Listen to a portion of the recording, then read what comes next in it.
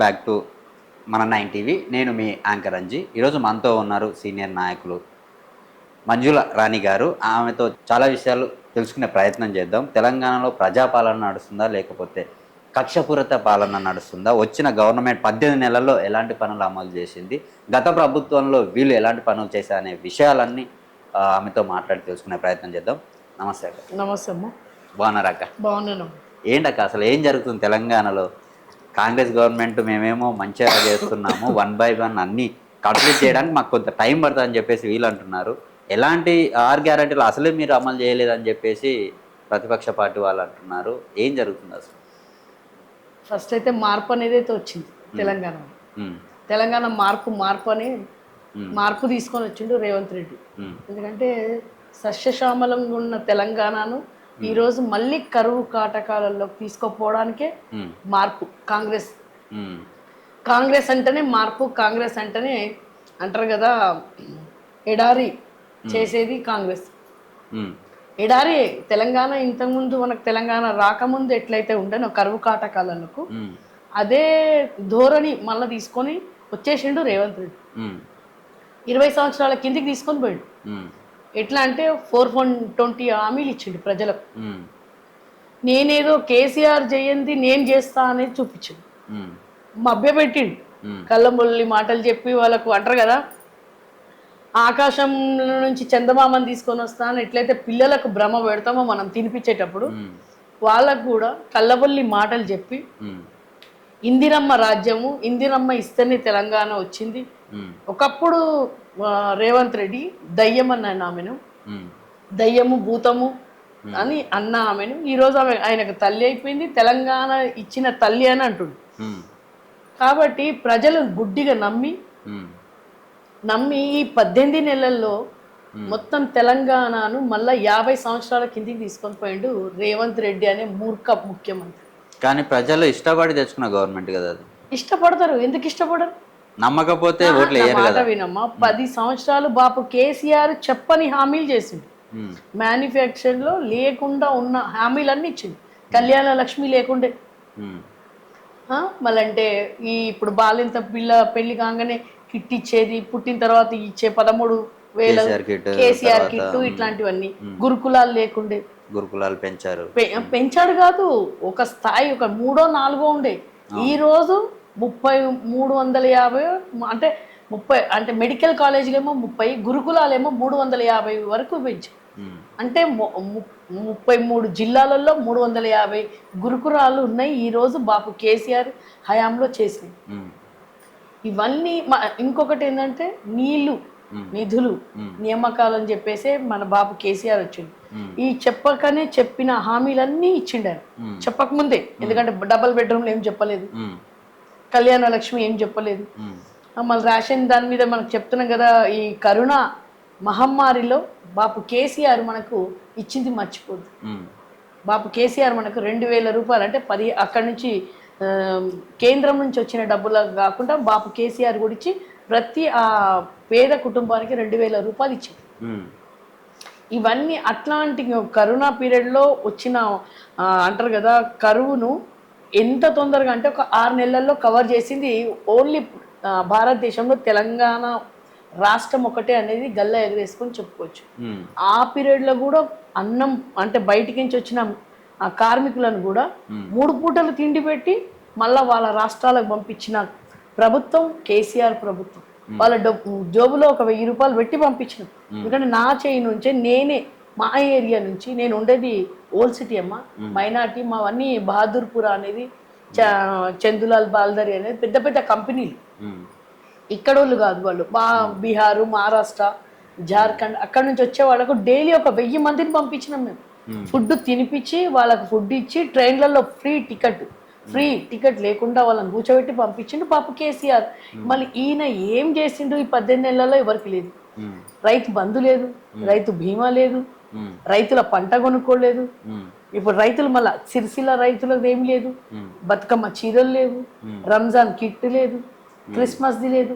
ప్రజలు ఎందుకు అడుగుతలేరు? ప్రతిపక్షాలు మేం కాదు, ఈరోజు ప్రజలు ఆయన ఎట్లయితే చెప్పిండో ఆయన ధోరణి తొండలు పాములు ఇడుస్తామని అన్నాడు. అదే విధంగా ప్రజలు ఇప్పుడు రివెంజ్ తీసుకుంటుండ్రు. లగచర్య తెచ్చిండు, హైడ్రా తీసుకొచ్చిండు ఈ 18 నెలల్లోనే. అర్థమైందా? పోలీసు వాళ్ళను హోమ్ మినిస్టర్ లేడు, పోలీసు వాళ్ళ భార్యలే పోయి ధర్నా చేసింది ప్రభుత్వం. ఈ రేవంత్ రెడ్డి మూర్ఖ ప్రభుత్వంలోనే ఉన్నది. ఎక్కడన్నా విన్నారా మీరు? ప్రభుత్వం నడిపించే వాళ్ళే పోలీసు వాళ్ళు పోయి ధర్నాలు చేసిరు వాళ్ళ భార్యలు. ఎందుకంటే వాళ్ళకు పెట్టిన బాధలు హోమ్ మినిస్టర్ లేడు ఇప్పటి వరకు, మంత్రివర్గం పెంచలేదు ఆయన, హోమ్ మినిస్టర్ లేదు, విద్యాశాఖ లేదు. ఎక్కడ పోతుంది తెలంగాణ? ఇదే మార్పు తెలంగాణలో. ఈ రోజు మళ్ళా బాపు కేసీఆర్ రావాలని. కానీ మీరు కనిపించేటివి మాత్రమే చెప్తున్నారు, కానీ కనిపించనివి మాత్రం మాట్లాడట్లేదు. ఏంది కనిపించింది చెప్పండి. మీ గవర్నమెంట్ ఉన్న హయాంలోనే సర్పంచ్లు వాళ్ళ పిల్లల మీద ఉన్న పుస్తలు కావచ్చు, లేకపోతే వాళ్ళ భూములు కావచ్చు, ప్లాట్లు అమ్ముకొని మరి ఊరు డెవలప్ చేయడానికి డబ్బులు ఖర్చు పెట్టారు. కానీ వాళ్ళకి ఇవ్వాల్సిన డబ్బులు ఇయ్యక బిల్లులు ఇవ్వక సూసైడ్లు చేసుకున్న సర్పంచ్లు కూడా ఉన్నారు. 18 నెలలు అయింది మనం ఉన్నది జిహెచ్ఎంసీలో. 18,000 కోట్లు 1800 కోట్లు ఇప్పటి వరకు రేవంత్ రెడ్డి ఇయ్యలేదు వాళ్ళు. ఈ రోజు కూడా వాళ్ళు ధర్నాలు చేస్తున్నారు. 18 నెలల్లో రేవంత్ రెడ్డి హైదరాబాద్ జిహెచ్ఎంసీలో ఎందుకు ఇస్తలేడు? ఎందుకంటే వానికి ఒక్క సీటు కూడా ఇయ్యలేదు కాబట్టి.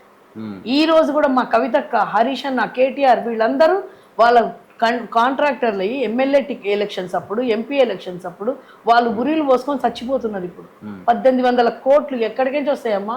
మీరు సర్పంచ్లు అంటున్నారు కదా, మీరు ఓన్లీ తెలంగాణ ఇచ్చినప్పుడు ఎట్లా ఉన్నది? తెలంగాణ 10 సంవత్సరాల్లో ఏం డెవలప్మెంట్ చేసింది? డెవలప్మెంట్ చేశారు కానీ వాళ్ళు బిల్స్ ఇవ్వాలి కదా. బిల్స్ ప్రతి ఒక్క దానికి మీరు చూడండి, ఈ 10 సంవత్సరాలలో ఎన్ని బిల్లులు రాలేదో అది చెప్పండి.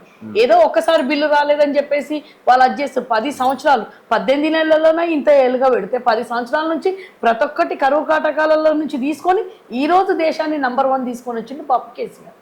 అట్లాంటప్పుడు మీరు ప్రతిదానికి ఏదో చిన్న రవ్వంత దాన్ని చూపించి అట్లా ఎన్నో ప్రాణాలు పోతున్నాయి. ఇప్పుడు రేవంత్ రెడ్డి ప్రస్తుత గవర్నమెంట్ రేవంత్ రెడ్డి అడుగుతున్నాము, ఎన్ని ప్రాణాలు పోలేదు? హైడ్రా వచ్చినప్పుడు ఎన్ని ప్రాణాలు పోలేదు? లగచర్య అన్నప్పుడు ఎన్ని ప్రాణాలు పోలేదు? గురుకుల పిల్లలు 80 మంది చచ్చిపోయారు, అవి ప్రాణాలు కావా? ఇప్పుడు అడిగేది నేను చెప్పేది, ఇప్పుడు ప్రస్తుతం ఇప్పుడు అడుగుతున్నా. ఇప్పుడు ఏం చేస్తుండే? ఏం బీకుతున్నాడు వాడు? హోమ్ మినిస్టర్ వాడే, విద్యాశాఖ మంత్రి వాడే. ఏం చేస్తున్నాడు? ఈ రోజు పిల్లలకి ఏమి ఇచ్చిండ్రు? బుక్స్ ఇవ్వాలి, డ్రెస్లు ఇవ్వాలి, వాళ్ళ పని అది. కానీ ఆయనకి ఏమీ లేదు. ఈడీ మీద ఎక్కడ పోవాలి, బోడీ మీద ఎక్కడ పోవాలి, ఎవరిని అరెస్ట్ చేయాలి. ఈరోజు మళ్ళీ కౌశిక్ రెడ్డి మీద పట్టుకున్నాడు. ఎవరైతే గొంతు ఎత్తుతున్నారో వాళ్ళని అరెస్టులు చేపిస్తున్నాడు, లేకుంటే వాళ్ళని కొట్టిపియడము, తిట్టిపియడం, ఇవాని ఇష్టం ఉన్నట్టు అరాచకాలు. రైఫిల్ మాస్టర్ వాడు. ఈ రోజు తెలంగాణ ద్రోహి. మా తెలంగాణకు సీఎం అయినందుకు మాకు ఒక శని అనేది పట్టుకున్నది. తెలియక ప్రజలు అమాయకంగా నమ్మి అని ఓటేసుకుని ఈ రోజు ప్రతిపక్షంలో ఉండి మీరు ఏం చేస్తున్నారు? ఆయన పనులు ఆయన చేసుకుంటూ పోతున్నారు. ప్రతిపక్షం కాదు, వాళ్ళ దాంట్లోనే కాంగ్రెస్ వాళ్ళే నెత్తి గుద్దుకుంటున్నారు. వీళ్ళని ఎందుకు చేసిరు మూర్ఖుల్ని? తెలంగాణలో కాంగ్రెస్ వాళ్ళు లేరా? నికాచైన కాంగ్రెస్ వాళ్ళు ఇట్లా అంటారు. రాహుల్ గాంధీ ఎందుకు కలుస్తలేడమ్మా? రేవంత్ రెడ్డిని, రాహుల్ గాంధీ ఎందుకు? వాళ్ళ ప్రెసిడెంటే కదా, పిసిసి ప్రెసిడెంట్ కలవాలి కదా. హాఫ్ సెంచరీ కొట్టాడని చెప్పేసి ఆడ హాఫ్ సెంచరీ కాదు, 500 సార్లు పోతాడు. పీకేది ఏం లేదు, ఏకేది ఏం లేదు. ఎక్కడికించి వస్తున్నాయి పైసలు? ఇంతకుముందు మమ్మల్ని అంటుండే ఢిల్లీకి పోతే, ఇప్పుడు వీడు ఇన్నిసార్లు పోతుండే, ఏం పీకనికి పోతుండే అంటే ఏం? వాడు ఈ పెన్నుతోని సంతకం పెట్టాలంటే కూడా ఢిల్లీకి పోవాలి. ఢిల్లీ గులాం రేవంత్ రెడ్డి. కానీ ఆ ఢిల్లీలో కూడా వీళ్ళు మొహం చూస్తలేదు. ఢిల్లీలో ఎవరిని కలవడానికి వెళ్తున్నాడు? ఎవరిని? రాహుల్ గాంధీని. వాడు అపాయింట్మెంట్ ఇస్తలేడు. వీడు వేస్ట్ గాడు, మా ఇజ్జత్ మొత్తం తీసేసిండని వీని మొహమే చూస్తలేరు వాళ్ళు. ఎక్కడ పెట్టుకుంటుండ్రు రేవంత్ రెడ్డి ఎన్నిసార్లు పోయిండు, ఎన్నిసార్లు రాహుల్ గాంధీ కలిసిండ్రు అది చూడండి. ఫస్ట్ మినిస్టర్లు అందరూ ఉరుకుతున్నారు అక్కడ. ఇంకా చైర్మన్లు లేవు, ఏ పోస్టు లేవు. 2 ఏళ్ళు అయిపోతుంది. 2 ఏళ్ళు ఇప్పుడు 2 ఏళ్లలో ఏ ప్రభుత్వం ఇంతవరకు ఇట్లా ఉంటుందా? ఏదో నలుగురు నేసుకొని తిరుగుతున్నాడు. ఎమ్మెల్యేలు తిరిగే పరిస్థితి లేదమ్మా. నిన్న చూడండి ఒక దగ్గర ఎమ్మెల్యేను, ఆమె లేడీ బయటికి రాణిస్తలేరు. ప్రజలు తరిమి కొడుతున్నారు. ఇక్కడ ఏం అన్ని సంక్షేమ పథకాలు చేస్తే ప్రజలు ఎందుకు వీళ్ళని వ్యతిరేకపడతారు? ప్రజలు ఎందుకు రేవంత్ రెడ్డిని ఇన్ని బండబూతులు తిట్టిన ముఖ్యమంత్రి, ఫస్ట్ ముఖ్యమంత్రి ప్రపంచంలో ఈ రేవంత్ రెడ్డి ఒకడు. రేవంత్ రెడ్డిని తిట్టినన్ని మేమందరం అయితే మేము ప్రతిపక్షం. రోడ్ల మీద చిన్న చిన్న వ్యాపారాలు చేసుకునేటోళ్ళు కాడికించి ఆటో డ్రైవర్ వాళ్ళ పరిస్థితి ఏందమ్మా? ఆటో వాళ్ళది ఏంది? 60 లక్షల అన్యాయం జరిగింది, మా హయాంలో అన్యాయం ఈడీ జరిగిన కేసులు మాట అనొచ్చు, వినండి. ఈడీ కేసులు మా వస్తున్నాయి. హయాంలో అన్ని జరిగినాయి కాబట్టే రేవంత్ రెడ్డి అట్లాంటి మూర్ఖుడు వచ్చిండు. ప్రజలు మరి ఈడీ కేసులు నా మాట ఎందుకు వినండి. విచారణ ఎందుకు పిలుస్తున్నారు? వేస్ట్ గాడు కదా. అక్కడ వాడికి అన్యాయం నా జరగకపోతే మాట ఎందుకు వినండి. పిలుస్తారు? ఓటుకు నోటు కేసులో వాడిని అరెస్ట్ చేసిండు. వీడిని కూడా కక్షపూరితంగా చేస్తున్నాడు. నేను ఎట్లయితే పోయిన జైలుకి వీళ్ళని కూడా పంపిద్దాం అనుకుంటుండు. అక్కడ తప్పు లేదు, ఏమి లేదు, ఈడీ లేదు, బోడీ లేదు. ఇచ్చిండ్రు, అయ్యింది, 750 కోట్లు లాభం వచ్చింది. ఎక్కడికించి అరెస్టులు చేస్తారు? వచ్చిన దాని గురించి మాట్లాడారు కదా. మాట్లాడారు కదా, నేను అదే చెప్తున్నా కదా. మాట్లాడారు, వచ్చిన దాని గురించి ఎవడు మాట్లాడాడు? పెట్టిన దాన్ని కూడా పెట్టింది, ఇచ్చిండ్రు, కథం అయిపోయింది. ఆడ అయిపోయిన దాంట్లో నేను ఆటో ఇప్పుడు వచ్చినాము క్యాబ్ బుక్ చేసుకొని వచ్చినా వానికి పైసలు ఇచ్చినా వాడు వెళ్ళిపోయాడు. కానీ ఆ క్యాబ్ ఎందుకు వచ్చింది? ఆ క్యాబే ఎందుకు పెట్టుకున్నావు? వేరే కంపెనీలు లేదా అంటే అంటే మూర్ఖుడు, వానికి పిచ్చోడు, వానికి పిచ్చోని చేతికి రాయి ఇచ్చిండు. బాంబు ఉన్నది ఇప్పుడు రేవంత్ రెడ్డి చేతిలో. వాడు ఒక టెర్రరిస్ట్ లాగా ఉన్నాడు ఇప్పుడు తెలంగాణకు. మొన్న సినీ అవార్డ్స్ ఇచ్చింది, గద్దర్ అవార్డ్స్. ఎవరు ఉండాలన్నా తెలంగాణోడు ఒక్కడన్నా కనిపించిండా నీకు? తెలంగాణోడు అంత ఆంధ్రోని పెట్టుకొని చేసుకున్నాడు. ఆంధ్రోడు కూడా జై తెలంగాణ అంటే కూడా వీడు అంటలేడు. అల్లు అర్జున్ అన్నాడు, బాలకృష్ణ అంటున్నాడు, వీడి కాలు సప్పట్లు కొట్టుకుంటున్నాడు. అంటే ఇజిడగాడు ఐడమన్నా తెలంగాణ అనవా? తెలంగాణ మూర్ఖుడు ముఖ్యమంత్రుడు వీడే. అందుకని జై తెలంగాణ అని ఎందుకు అనట్లేదు ఆయన? అన్నాడు వాడు ఆర్ఎస్ఎస్ తెలంగాణ బిడ్డనే కదా రేవంత్ రెడ్డి. తెలంగాణ బిడ్డ అయినా కానీ వాడు ఆర్ఎస్ఎస్ మనిషి. తెలంగాణ బిడ్డ అయినట్టు ఈ పాటికి తెలంగాణ ప్రజలకు మేలు చేస్తుండే. కేసీఆర్ కూడా అదే చెప్పిండ్రు, ప్రజలు ఎన్నుకున్నారు, మంచి పనులు చేసుకో, నువ్వు నీకు టైం ఇంత మంచిగా ఇచ్చిరు కాబట్టి ప్రజలకు ఎందుకు ఇస్తలేవు? ఎవడన్నా ముఖ్యమంత్రి చెప్పుకుంటాడా నేను దొంగలాగా కనిపిస్తున్నా, చెప్పులు ఎత్తుకపోతున్నా, నాకు లోన్ ఇస్తలేరు, నేను బేకార్గా, నేను ఇవ్వంది వాడు చెప్పుకుంటే ప్రజలను మేము ఎక్కడ పోవాలి? ఒక ప్రజా ప్రతినిధిని నీది ఒక మంచి పొజిషన్ లో కూర్చోబెట్టినప్పుడు, నువ్వు ఒక రాజువై ఉన్నప్పుడు నేను నువ్వు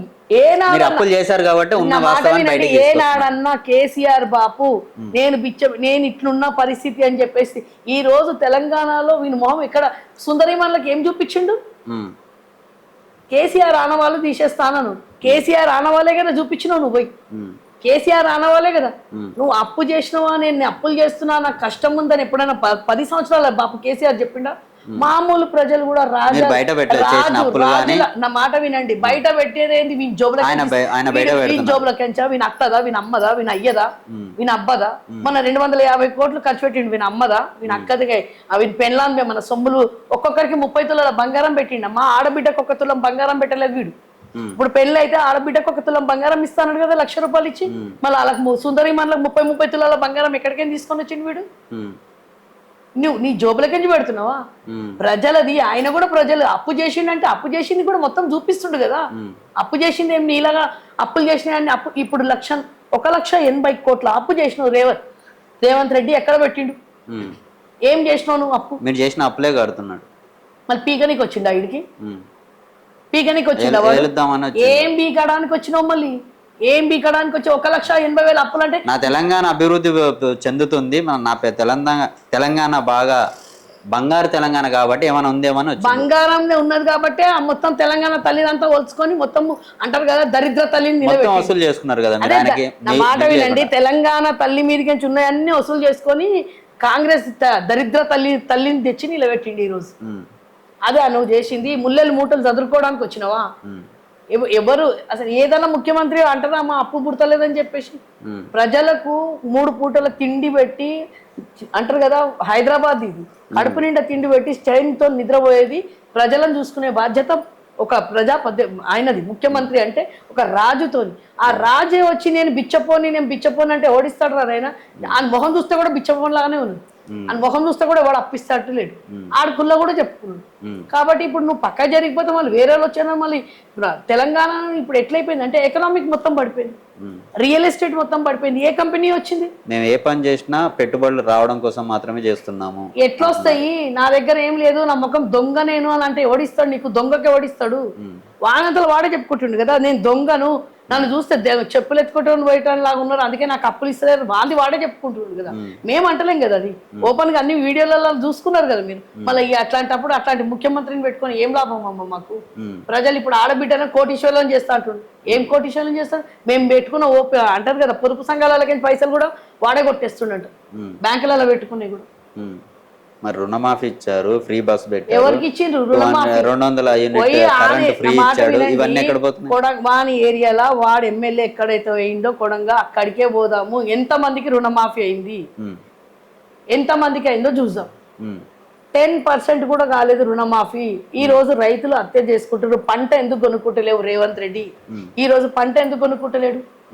ఇప్పుడు పంట ఈ పాటికి రవి సీజన్ లో ఇప్పటికీ బాప కేసీఆర్ 2 సార్లు కొనుక్కుంటుండే పంట. ఎందుకు కొనుక్కుంటలేడు?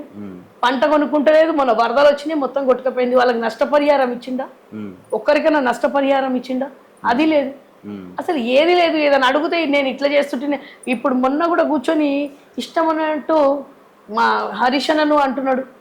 హరీష్ అన్నను హరీష్ అన్న ఎక్కడా, నువ్వెక్కడా, నువ్వు ఏం మాట్లాడుతున్నావు? రైఫిల్ మాస్టర్వి నువ్వు. తెలంగాణ ద్రోహి పట్టుకొని తెలంగాణ ఉద్యమకారులను అంటుంటే చరిత్రని నూకుంటుందా? ప్రజలు ఊకుంటారా నిన్ను? ఈ రోజు హరీష్ అన్నను పట్టుకొని నువ్వు అట్లా అంటున్నావు, ఇట్లా నువ్వు ఏం చేసినావు అని అసలు దాని గురించే తెలియదు. ఏదైతే కాళేశ్వరం, బంకచెర్ల, గోదావరి నీళ్ళ గురించి, టీఎంసీ దాని గురించి తెలియనప్పుడు టాపిక్ ఎట్లా మాట్లాడుతావు? ఒక ముఖ్యమంత్రి పక్కకు పట్టుకొని వేరే వాళ్ళని ఆఫీసర్లను పట్టుకొని అడుగుతుండు. దాని తర్వాత అదేమొస్తుంది ఇదేమొస్తుంది అంటే దాని గురించి అవగాహన లేనోడు ఎట్లా మాట్లాడతాడు? అసలు నువ్వు ఏం పెట్టిన ప్రెస్ మీట్, ఆ ప్రెస్ మీట్లో ఏం మాట్లాడుతున్నావు? ఈ నలుగురు కోసమే నువ్వు ముఖ్యమంత్రి అయినవా? నలుగురు కోసమే అయిందమ్మా ఆయన కూడా జైల్లో పెట్టారు కదా. ఎవరిని? నెలలు పెట్టారు. ఒకసారి నోటీసులు ఇస్తేనే భయపడుతున్నారు. ఆయన ఎందుకు పెట్టిండ్రు అంటే దేని గురించి పోయిండు జైలుకు? ఉద్యమాలు చేసిందా? ఎవరి కోసం పోయిండమ్మా? ఏదైనా ఉద్యమంలో పోయిండా? స్వాతంత్రం కోసం పోయిండా? లేకుంటే ఏమైనా అన్యాయం అవుతుంటే ఆడవాళ్ళని ఏమైనా అన్యాయం అవుతుంటే దాంట్లో పోయిండా? ఆయన దేని గురించి పోయిండు? ఓటుకు నోటు, రెడ్ హ్యాండ్ క్యాష్ పట్టుట్లో పోయిండు. ఎమ్మెల్యేలను కొనుక్కునే దాంట్లో పోయిండు. దానికి పోయిన దానికి కూడా మనము ఏదో ఉద్యమకారు స్వాతంత్ర యోధునిలాగా ఏదన్నా అది చేసిండు, అన్యాయంగా ఆయన పంపించిండు అన్నట్టు మాట్లాడుతుంటే సిగ్గు శరం ఉన్నాడు. వాంది వాడే ఎందుకు పోయిండో చెప్పుకోవాలి. ఇప్పుడు ఎందుకు పోయిండు? దేనికోసం పోయినావు? ఎవరి కోసం పోయినావు? ప్రజల కోసం పోయినావా? కానీ కూతురు పెళ్లి అవుతుంటే మరి పెళ్లి చూడనియకుండా పెళ్లి ఎందుకు ఏం చూసుకుంటావు? తండ్రి తన బిడ్డ పెళ్లిని కల్లారా చూడాలనుకుంటారు. అలాంటిది పెళ్లి అవుతుంటే కూడా పెళ్లి అయిపోయేదాకా కూడా ఆగలేదంటే ఆ ఓటుకు నోటు కేసు గురించి ఆపి పెళ్లి ముహూర్తం అది ఇంకోసారి పెట్టుకునేది ఉంటే మళ్ళీ పెళ్లి క్యాన్సిల్ చేసుకొని మళ్ళీ తండ్రి చూస్తాడు.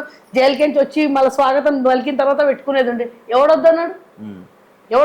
మా పెళ్లి ఆపుకోవచ్చు కదా.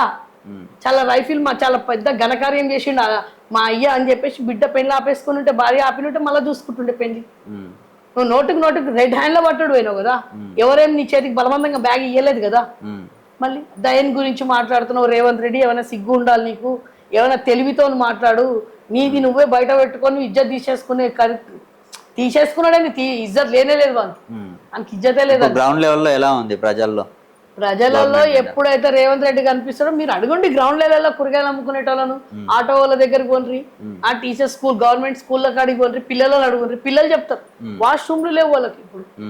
ఇప్పుడు 2 ఏళ్ళు 3 ఏళ్ళు దాన్ని రిపేరింగ్లు లేవు, ఒకటే వాష్రూమ్ ఉన్నదంట. అవన్నీ ఏంది? పిల్లలను పెంచి పిల్లలు అసలు ఇప్పుడు గవర్నమెంట్ గురుకులాలకు పోవడానికి కూడా భయపడుతున్నారు. ఆల్రెడీ పోయిన సంవత్సరం ఇంతమంది చచ్చిపోయారు కాబట్టి అన్ని ఖాళీ అయిపోతున్నాయి.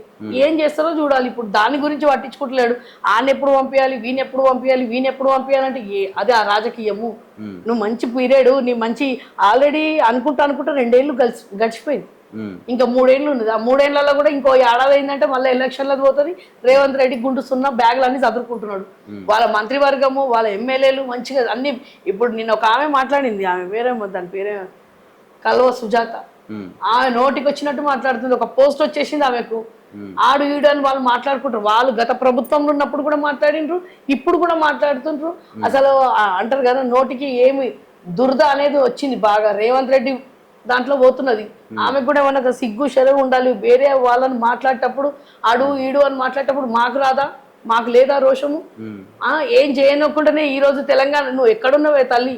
నువ్వు అసలు ఏంది? నువ్వేంది? నీదేంది? నీ చరిత్ర ఏంది? నువ్వు మాట్లాడుతున్నావు అంటే ఈ రోజు కేటీఆర్, కవితక్క, హరీష్ అన్న, కేసీఆర్ గురించి మాట్లాడేంత దమ్ము వీళ్ళకి ఎక్కడున్నారు? వీళ్ళు ఉద్యమాలలో ఎక్కడున్నారో అప్పుడు చూపించుకొని ముఖం పెట్టుకొని మాట్లాడారు. ఎక్కడ లేరు, ముఖం లేదు. మాట్లాడి నోటికి వచ్చినట్టు ఏ మీడియా వస్తే వాళ్ళని కూడా మాట్లాడుతున్నారు. మరి వాళ్ళంతా మాట్లాడుతున్నప్పుడు మీరు ఎందుకు చర్యలు తీసుకోవట్లేదు? తప్పు ఉంది కాబట్టి మీరు సపోర్ట్ చేస్తున్నారు కదా. తప్పు ఉన్నది కాబట్టి కాదు. మా బాపు కేసీఆర్ ఈ రోజు నేను మాట్లాడుతున్న 10 సంవత్సరాల తర్వాత ఈ రోజు గుంటి మంజుల రాణి అనేది ఆమె బయటికి ఎందుకు వచ్చిందంటే గత ప్రభుత్వంలో మాకు మాట్లాడేది కాదు, ఒక మర్యాద ఉండాలని చెప్పేసి వాళ్ళు ఎంత ఒరుకుంటే అంత ఒరుకొని మన పని ఏంది మనం చెయ్యాలని బాపు కేసీఆర్ ప్రగతి పదంలో తీసుకొని పోయిండు. మమ్మల్ని ఎవరిని ముందుకు రానియాలి, ఆయన ఒక్కడే సంప్లాంచిండు, ఆయన ఒక్కడితోని మాట్లాడిండు, ఆయన ఒక్కడే మాట్లాడినా కానీ బాపు మాట్లాడుతుండని చెప్పేసి ఎవరు ఎదిరించి మాట్లాడలేదు. ఎంత ఏనుగు అంటారు కదా, ఏనుగు మీద ఉమ్మిస్తే మన ఆకాశం మీద ఉమ్మిస్తే మన మీద పడుతుంది. కాబట్టి ఆ ధోరణిలో పోయినాం. ఇట్లా వీళ్ళ బూతు పురాణం ఉన్నట్టు మేము ఎప్పుడో విని రేవంత్ రెడ్డి కానీ తొక్కేస్తుంటే నేను రేవంత్ రెడ్డి ఎట్లా ఉంటామో తొక్కేస్తాం మేము. ఓల్డ్ సిటీ మాది. రైట్, ఇది అక్కతో ఇంటర్వ్యూ. నెక్స్ట్ గెస్ట్తో మళ్ళీ మీ ముందుకు వస్తాను.